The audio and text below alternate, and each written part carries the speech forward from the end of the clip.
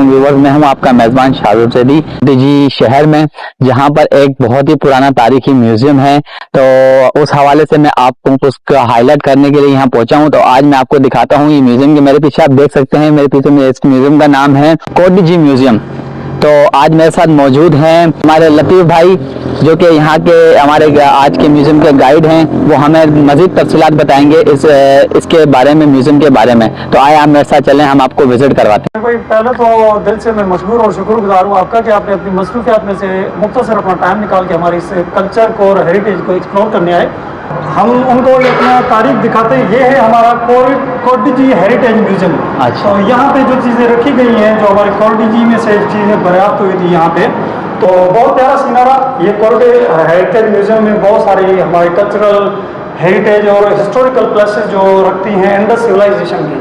अच्छा। जिसमें जितनी भी हमारी ट्रेडिशंस आ जाती हैं, पाकिस्तान की जितनी बड़ी रियासतें रही हैं, तो उनका एक और भी यहाँ दिखाया गया। और सबसे बड़ी प्यारा पार्ट जो यहाँ का है, वो मुझे यहाँ का लगता है जो पहले इंसानी तरक्की दौर हुआ था।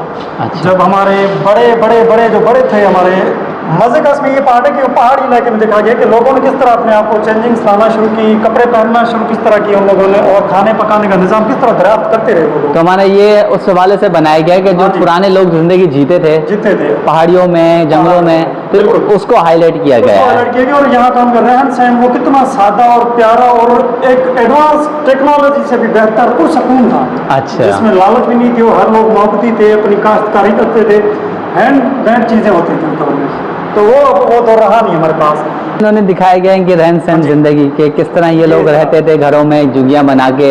तो ये इसको कहा जाता है नोलोथिक एज। अच्छा। जो नवा दौर जो होता था तरक्याती पहाड़ियों एरिया से निकलता हुआ सिविलाइजेशन की तरफ मुड़ता हुआ। फिर ये आप देख सकते हैं लकड़ी का तीर कमान।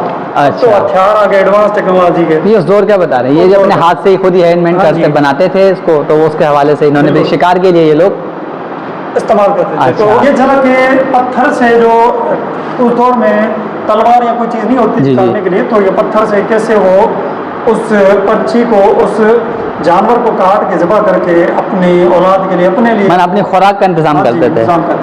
और वो उनकी खाले उतार के वो अपने आप को ढांकने के लिए, अच्छा, औरत और मर्द का लिबास बनाने के लिए। अच्छा। तो जैसे इन्होंने पहने में लिबास, ये देख सकते हैं कि गीदड़ की खाल जो उन्होंने पहनी हुई खातों ने। अच्छा। उतार के। और ये पहाड़ी इलाका उस दौर में कोई ऐसी जगह नहीं होती थी, लेकिन दूर दूर तक देखने के लिए ये चीज़ें और ये तरीके का इस्तेमाल किया जाता था। अच्छा, माने कि जो जानवर होते थे वो उन चीज़ों को घुमाना फिराना। तो ये उस दौर का बहुत ही प्यारा और रियलिस्टिक जो मॉडल सिंपल और जिस तरह आग जलाई जाती थी लकड़ी को रगड़ रगड़ के, ये वो दौर है। तो आप खाल देख सकते हैं भेड़ की और जानवर की खाल उन्होंने पहने हुए, और बाल भी आप देख सकते हैं उस दौर के किस तरह होते थे। तो ये बाकी पहाड़ी इलाकों में उनके घर होते थे, पहाड़ों में अंदर क़याम करते थे वो लोग बचने के लिए। तो ये उस दौर की वो झलके हैं। तो जैसा कि देखा आपने कि यहाँ पर एक म्यूज़ियम जो इन्होंने बनाया गया है, इस म्यूज़ियम में यही दिखाया गया है कि 13 साल पहले जो लोग ज़िंदगी जीते थे पहाड़ों में, तो किस तरह वो अपनी ज़िंदगी को बसर करते थे। उन्होंने एक पूरा एक इन्वायरमेंट बना के दिखाई है कि किस तरह उनका लिबास होता था, और उनके शिकार करने का, खुराक खाने का तरीका, और उनके रहन सहन का, माना एक बहुत पुरानी ज़िंदगी जो आने वाली जनरेशन है जिसको इस चीज़ का इल्म नहीं है, कि उन लोगों के लिए बनाया गया है कि वो आएँ, उसको ज़्यादा से ज़्यादा देखें और समझें कि पहले की ज़िंदगी कैसी थी। और आइए हम आपको आगे भी दूसरे रूम में विज़िट कराते हैं। तो आ जाइए अब हमारे साथ।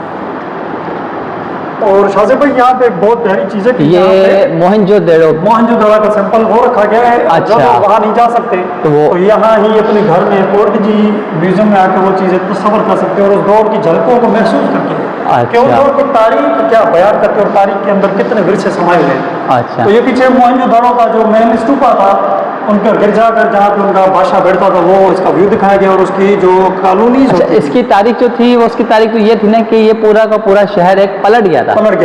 और कुछ जगह पे ये भी है कि वो डूब गया था एक अच्छा। बादशाह की लालच की वजह से। अच्छा। सोन निकलता था, उसने बांध बनवा के वो सोन निकालने की कोशिश की थी, तो वो पानी भर गया था, उससे वो बांध टूटा था, तो तभी ये पूरा मोहनजोदड़ो डूब गया। माना इसकी जो कहानियां वो अलग अलग हैं, लेकिन तकरीबन जो सुनी गई है कहानी वो ये है कि ये पूरा का पूरा जो गांव था, शहर था, ये पलट गया था। हाँ जी। ये वो चीजें बनाई गई हैं जो कि मोहनजोदड़ो में निकली थी। वहां से पत्थर निकाले गए थे। और यहाँ भी हमारा जो कोडीजी अमार कोट था यहाँ पे, अहमदाबाद फोर्ट जो हमारा है कोडीजी फोर्ट, तो वहाँ से खुदाई की गई थी, यहाँ से भी वो चीज़ें निकली, तो यहाँ पे वो रखी गई है। वहाँ के इस्तेमाल शुदा चीज़ें, जो खाने पीने की, पानी भरने वाली चीज़ें, साथ साथ जब वो लोग बॉल खेलते थे, टेराकोट बॉल, आज तक मैंने नहीं सुना यहाँ पे वो रखा गया है। टेराकोट एक अंदाजा लगा सकते हैं, जैसे वो पत्थर का बॉल होता है, वो बच्चे खेलते थे उस दौर में, तो उनको बना के दिए जाते थे। और ये जो स्टैचू वगैरह लगे ये सारे ये मोहनजोदड़ो की वहाँ से निकला गया। हाँ भाषा जो था जी जी, उसकी इन्होंने एक स्ट्रक्चर बना के यहाँ पर रखा, और जबान उस दौर की है।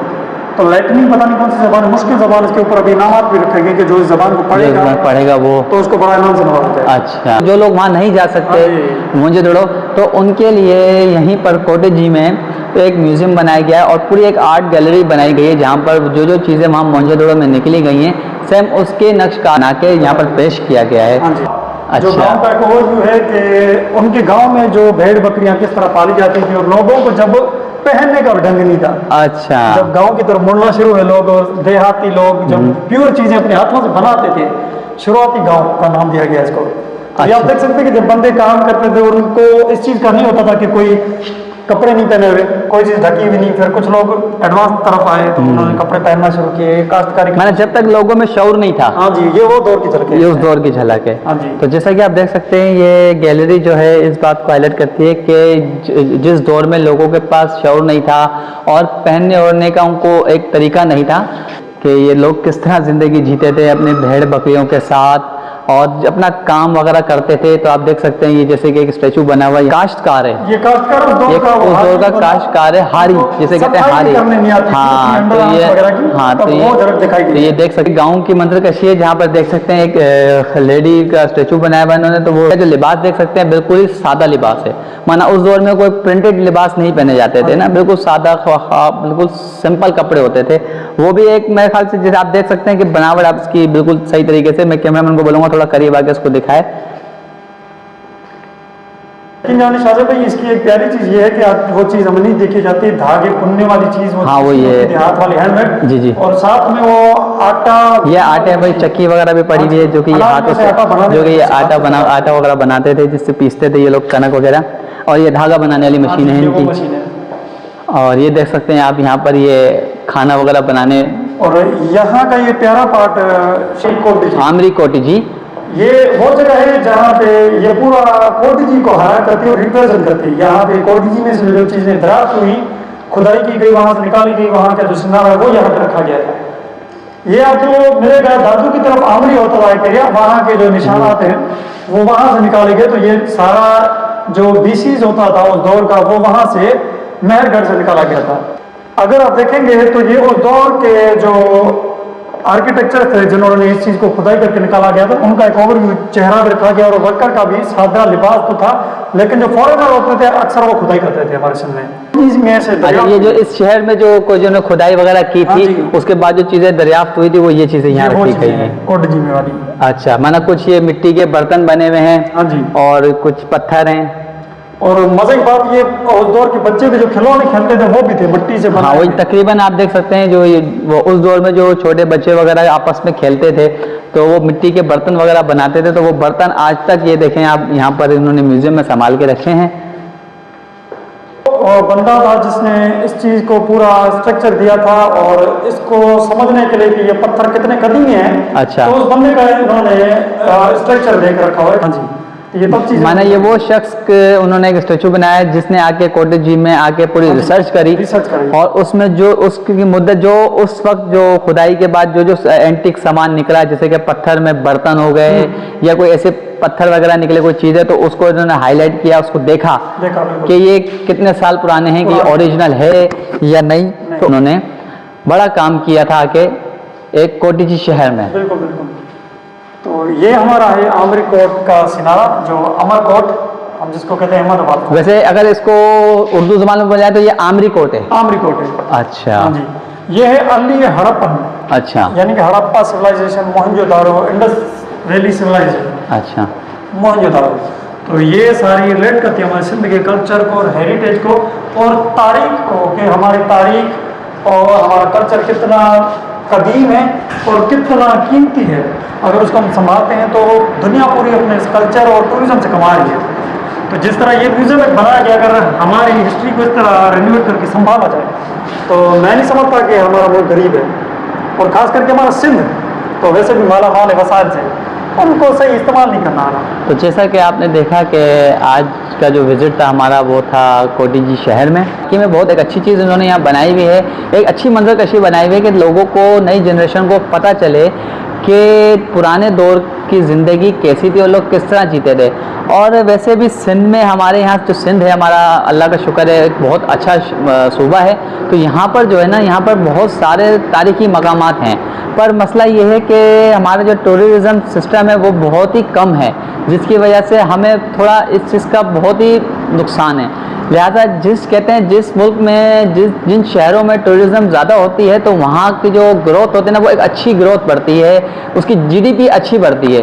तो लिहाजा तो हमारी यही गुजारिश होगी कि जितना हो सके हमारे तारीख़ी मकामात को जो है ना अच्छे तरीके से हाईलाइट किया जाए और उन्हें इस तरह बनाया जाए कि बाहर के दूसरे ममालिक से भी लोग यहाँ पर आएँ और उनको वो आएँ, उसको विज़िट करें, घूमें और उसको हाईलाइट करें, तो लोगों को पता चले कि पाकिस्तान का जो एक सूबा सिंध है और उसकी एक अपनी एक हिस्ट्री है, उसकी एक अपनी तारीख है। और यहाँ ये तारीख माना एक तारीखी सूबा, यहाँ पर ऐसे कोई यहाँ पर तकरीबन जो मकाम आते हैं वो तारीखी, जैसे कि यहाँ पर एक कोटी जी किला है, दूसरा यहाँ पर एक फैज़ महल है, फिर एक शीश महल है, माना ऐसे बहुत से मकामात हैं।